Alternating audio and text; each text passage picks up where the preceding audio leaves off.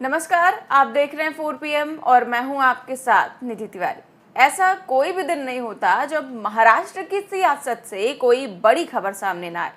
महाराष्ट्र में एक बार फिर से सियासी भूचाल आने के लगातार संकेत मिल रहे हैं। जिस बात का अंदेशा लगाया जा रहा था वही होता हुआ अब दिखाई दे रहा है। दरअसल महाराष्ट्र विधानसभा के स्पीकर राहुल नार्वेकर ने अयोग्यता मामले में एकनाथ शिंदे और उद्धव गुट के विधायकों को नोटिस जारी कर दिया है। नोटिस का जवाब देने के लिए 7 दिन का वक्त दिया गया है। उन्होंने शिवसेना के 40 विधायकों और ठाकरे गुट के 14 विधायकों को 7 दिन में अपना पक्ष रखने के लिए कहा है। उन्होंने अयोग्यता के खिलाफ कार्रवाई से बचने के लिए सभी सबूत जमा करने के लिए कहा है। विधानसभा अध्यक्ष राहुल नार्वेकर ने कहा कि मेरे कार्यालय ने उन्हें कारण बताओ नोटिस जारी किया है। मैंने उनसे 7 दिनों के भीतर नोटिस का जवाब देने को कहा है और ऐसा नहीं करने पर यह माना जाएगा कि उनके पास कहने के लिए कुछ भी नहीं है। उस स्थिति में मैं एक पक्षीय आदेश पारित करूंगा। तो इस प्रकार जो है राहुल नार्वेकर ने लगातार जो है कार्रवाई कर दी है और उन्होंने शिंदे गुट के विधायकों को पेश होने के लिए कहा है और सबूत भी मांगे हैं।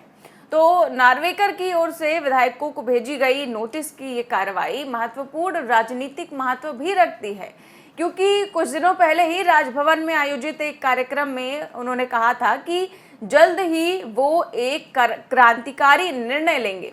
तो वो क्रांतिकारी निर्णय क्या इसी बात को लेकर होगा, शिंदे गुट को लेकर होगा या फिर ये अयोग्यता को लेकर होगा, ये तो वक्त ही बताएगा।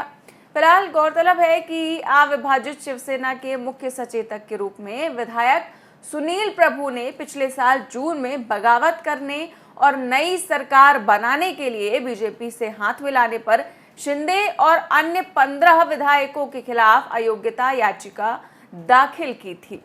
इसके बाद मामला सुप्रीम कोर्ट में पहुंच गया था और इसी साल 11 मई को सुप्रीम कोर्ट ने अपने फैसले में कहा था कि एकनाथ शिंदे महाराष्ट्र के सीएम बने रहेंगे।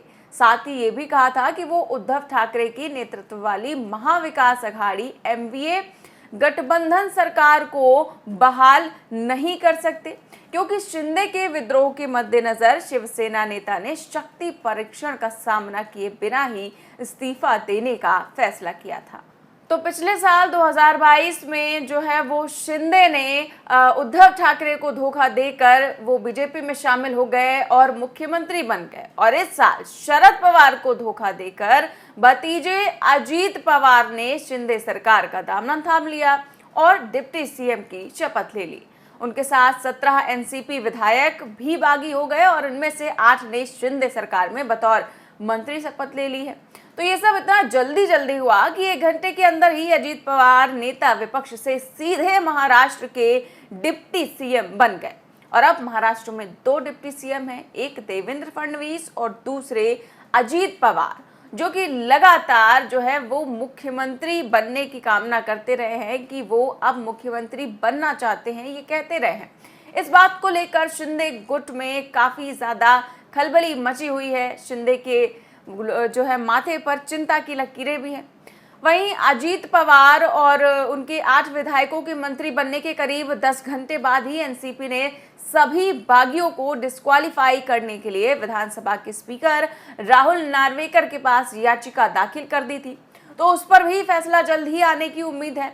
तो इस तरह से चाहे वो शिंदे हो और चाहे ये अजीत पवार के गुट, दोनों के खिलाफ ये याचिका दाखिल की गई है। इस पर फैसला जल्द ही आने की उम्मीद है। क्या फैसला होगा ये तो वक्त ही बताएगा। फिलहाल अब जब से बीजेपी ने अजीत पवार को अपने खेमे में किया है, तभी से एकनाथ शिंदे के माथे पर चिंता की लकीरें हैं और तभी से यह अंदेशा लगाया जा रहा था कि सीएम शिंदे की कुर्सी खतरे में पड़ सकती है। अब ये बात कहीं ना कहीं सच होती दिखाई दे रही है, क्योंकि महाराष्ट्र के विधानसभा स्पीकर ने जो फैसला लिया है उससे सीएम शिंदे की चिंता बहुत बढ़ गई है और उनके खेमे में भी खलबली मची हुई है। तो वहीं इसके अलावा बीते दिन ही शिवसेना सांसद संजय राउत ने भी एक बड़ा दावा किया है। उन्होंने कहा है कि शिंदे गुट के 17 से 18 विधायक उनके संपर्क में हैं। सुनिए वो क्या कह रहे हैं। मैंने संपर्क की बात की, साथ में आने की बात नहीं। आज भी संपर्क, उसमें से आज भी 4 लोगों ने मेरे से बात किया।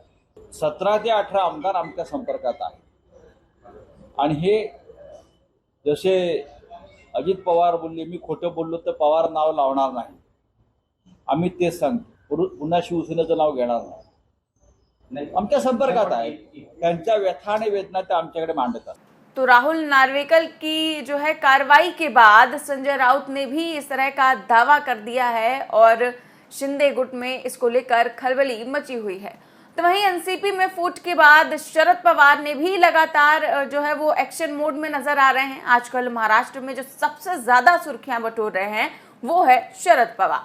शरद पवार इन दिनों लगातार राज्य का दौरा कर रहे हैं। कल भी उन्होंने अपनी ताल ठोकी और चुनाव प्रचार के मैदान में कूद पड़े और अजीत पवार को सबक सिखाने के लिए वो सबसे जो है बागी हुए छगन भुजबल के विधानसभा क्षेत्र में जाकर उन्होंने रैली को संबोधित किया और इस दौरान जनता को संबोधित करते हुए जो कुछ भी कहा उससे ये तो पता लग जाता है कि शतरंज के दांव में अचूक दांव शरद पवार ही खेल सकते हैं। पहले शरद पवार का वो बयान सुनिए। आज कुणाचं कौतुक करण्यासाठी नाही, कुणाची टीका करण्यासाठी नाही, आज मी या ठिकाणी माफी मागण्यासाठी आलो। मी माफी यासाठी मागतो की माझा अंदाज कधी फारसा चुकत नाही, पण इथं माझा अंदाज चुकला। तो एक और अजीत पवार और छगन भुजबल शरद पवार पर तमाम आरोप लगाए जा रहे हैं, तो वहीं शरद पवार ने जबरदस्त इमोशनल कार्ड खेला है जनता के बीच। शरद पवार ने इमोशनल कार्ड खेलते हुए कह दिया कि वो येवले की जनता से माफी मांगने आए हैं। उन्होंने साफ तौर पर कहा कि आमतौर पर मेरा अंदाजा कभी गलत नहीं होता, लेकिन अब की बार मेरा अंदाजा गलत हुआ है, इसलिए मैं जनता से माफी मांगता हूं। उन्होंने जनता को संबोधित करते हुए ये भी कहा कि मैंने कुछ लोगों पर भरोसा करके गलती की, अब दोबारा ऐसी गलती नहीं करूंगा और मुझ पर एक और बार भरोसा कीजिए। तो ये सब कहकर शरद पवार ने एक बड़ा दांव खेल दिया है जनता के बीच। उन्होंने इमोशनल कार्ड खेला है और एक बार फिर से जनता को भरोसा दिलाने की बात कही है। वहीं इससे पहले भतीजे अजीत पवार पर बड़ा हमला बोलते हुए उन्होंने ये भी कहा था कि अजीत पवार कौन होते हैं मुझसे रिटायरमेंट लेने की बात कहने वाले, मैं 82 साल की उम्र में भी काम कर सकता हूं।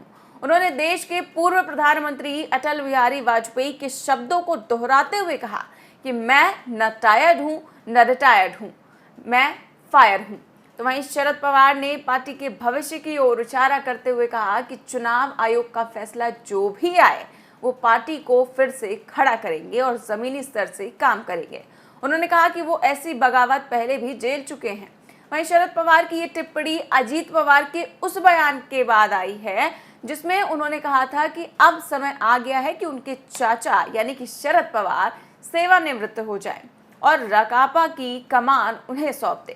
वहीं महाराष्ट्र में हर दिन कुछ ना कुछ सियासी उठापटक देखने को मिली रही है और अब स्पीकर की नोटिस ने बड़ी सियासी हलचल मचा दी है। अब देखना ये होगा कि आने वाले दिनों में इसका क्या अंजाम देखने को मिलेगा और शिंदे गुट का क्या होगा और अजीत पवार को लेकर भी क्या रुख अपनाएगा सुप्रीम कोर्ट और जो है राहुल नार्वेकर क्या फैसला लेते हैं, ये सब तो देखने वाली बात होगी। फिलहाल इस खबर में बस इतना ही। देश और दुनिया की तमाम बड़ी खबरें जानने के लिए देखते रहिए 4 PM न्यूज़ नेटवर्क। नमस्कार।